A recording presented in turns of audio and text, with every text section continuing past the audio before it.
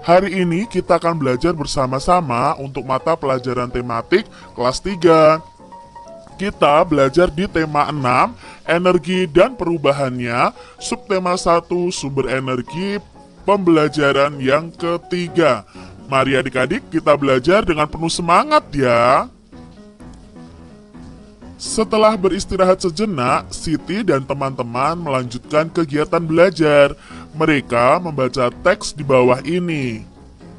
Menjaga kelestarian energi adalah kewajiban bersama. Setelah melakukan kegiatan, tubuh kita akan merasa lelah adik-adik. Saat tubuh lelah, kita itu membutuhkan istirahat. Istirahat akan mengembalikan kesegaran tubuh kita. Selain istirahat, kita membutuhkan asupan makanan dan minuman. Makanan dan minuman membuat tubuh kita berenergi kembali.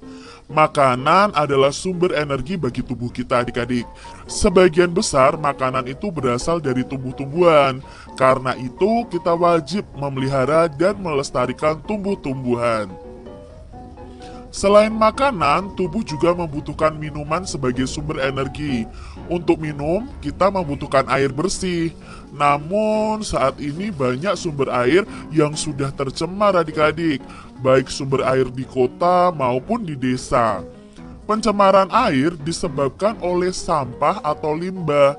Nah, sampah dan limbah yang dibuang ke air itulah yang mencemarkan air. Air bukan hanya sebagai sumber energi bagi tubuh loh. Air itu juga merupakan sumber energi listrik. Listrik adalah salah satu energi yang sangat dibutuhkan oleh manusia. Benar ya adik-adik ya, kalau tidak ada listrik kita tidak bisa melakukan apa-apa nih. Bumi yang kita tempati adalah milik semua makhluk yang hidup di bumi. Kita harus menjaga kelestarian energinya. Kita tidak boleh mementingkan kepentingan diri sendiri adik-adik. Kita harus mementingkan kepentingan bersama. Jika sumber energi habis, maka kehidupan manusia juga akan terancam adik-adik. Nah, ada beberapa cara yang dapat dilakukan untuk melestarikan sumber energi. Di antaranya, 1. Merawat dan memelihara tanam-tanaman. 2. Melakukan penghijauan atau reboisasi. Yang ketiga, tidak membuang sampah dan limbah ke sumber air. Yang keempat, menggunakan air secukupnya saja. Marilah adik-adik mencoba untuk menerapkannya dalam kegiatan sehari-hari kita. Itu tadi adik-adik ya, bacaan tentang menjaga kelestarian di lingkungan sekitar. Nah, sekarang kita akan menjawab pertanyaan-pertanyaan berikut berdasarkan bacaan tadi. Yang pertama, mengapa kita membutuhkan makanan dan minuman? Kita membutuhkan makanan dan minuman karena makanan dan minuman itu dapat membuat tubuh kita itu berenergi kembali. Lalu apa gunanya air bagi tubuh kita? Nah, tubuh itu memerlukan air sebagai sumber energi. Jadi gunanya itu sebagai sumber energi. Mengapa banyak daerah yang kekurangan air bersih? Ya, karena banyak sumber air yang tercemar oleh limbah dan sampah adik-adik. Lalu, mengapa kita harus melestarikan sumber energi? Kalau kita tidak melestarikan sumber energi, otomatis sumber energinya akan habis. Maka kalau sumber energi sudah habis, kehidupan manusia dan kehidupan makhluk lain juga akan terancam. Apa saja yang dapat dilakukan untuk menghemat air bersih adik-adik? Nah, untuk menghemat air bersih kita bisa melakukan mematikan keran air jika tidak dipakai, lalu tidak mandi berendam atau mandi terlalu lama, dan bisa juga saat minum air itu kita harus habiskan ya adik-adik. Saat minum air putih itu harus kita habiskan, karena kalau kita tidak habiskan lalu kita buang itu percuma sekali. Adik-adik, Siti dan teman-temannya telah menyelesaikan tugas.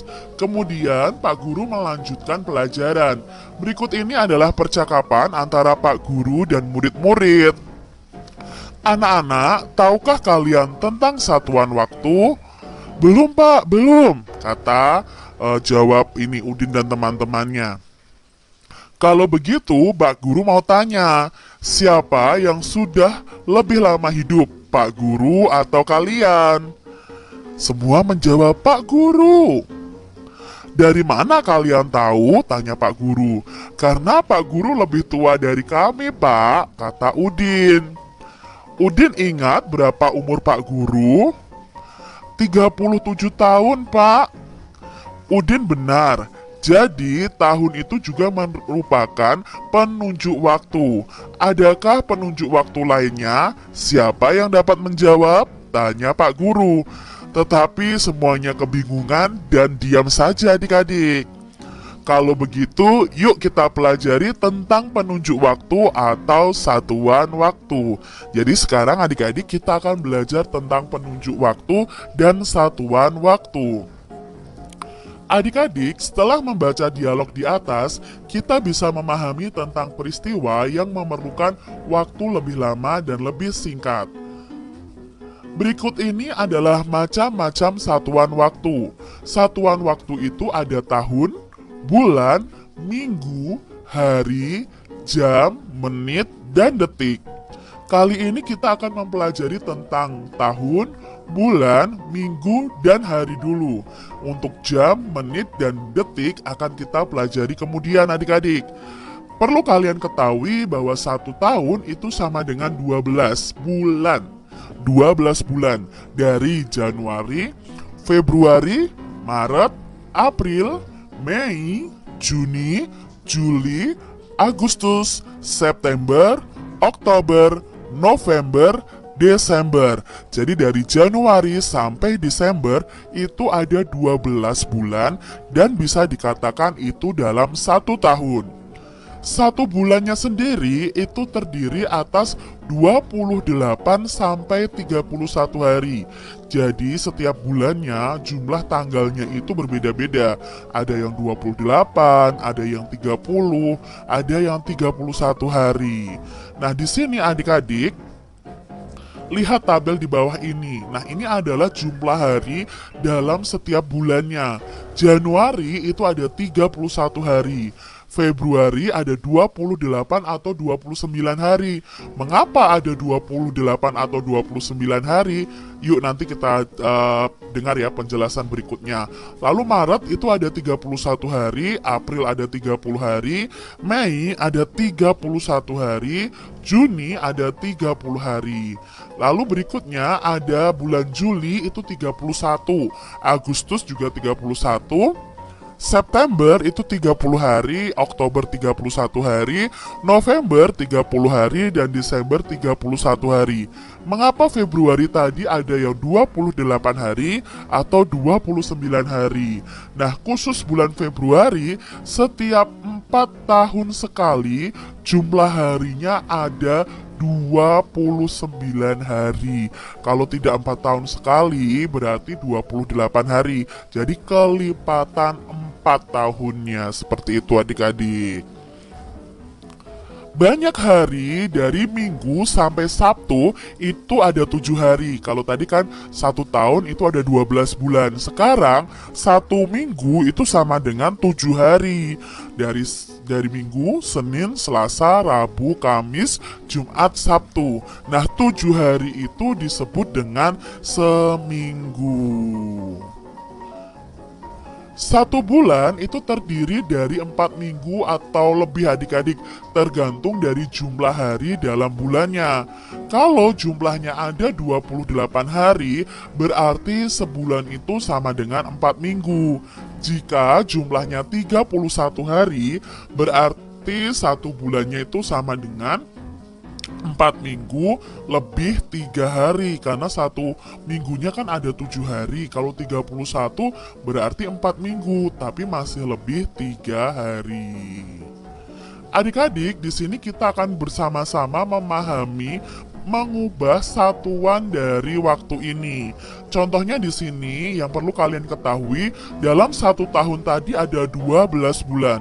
Nah, kalau sekarang 2 tahun ada berapa bulan? Maka kita bisa mencarinya dengan cara seperti ini adik-adik. 2 tahun itu berarti 2 dijadikan bulan. Tahun menjadi bulan itu sama dengan 1 tahunnya itu 12 bulan. Berarti kalau 2 tahun itu 2 dikali 12 bulan.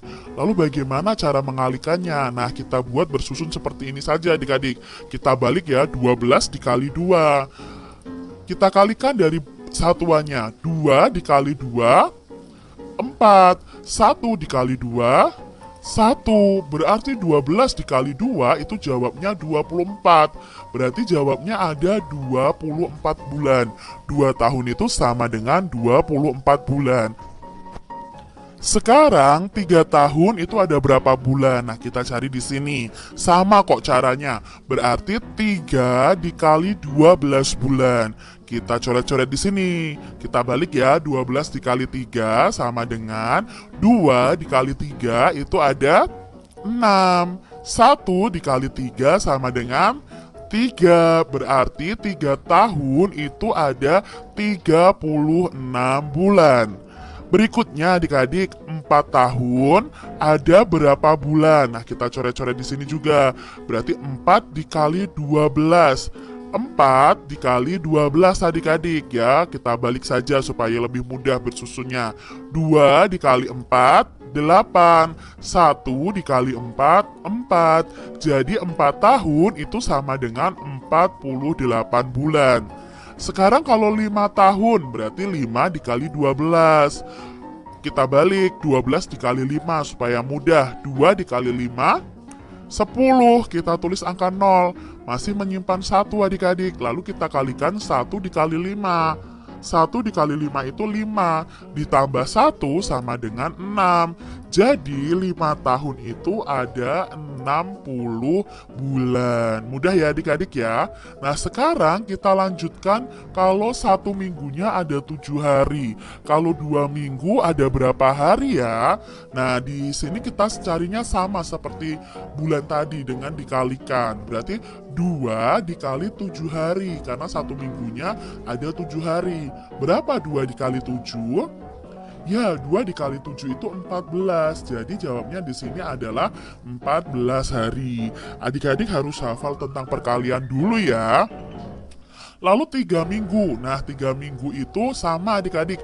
3 dikali 7 sama dengan 21 hari. Sekarang kalau 4 minggu. 4 minggu itu sama dengan 28 hari. Dari mana? 4 dikali 7 hari. 5 minggu, berarti 5 dikali 7 hari, sama dengan 35 hari. Mudah ya adik-adik ya.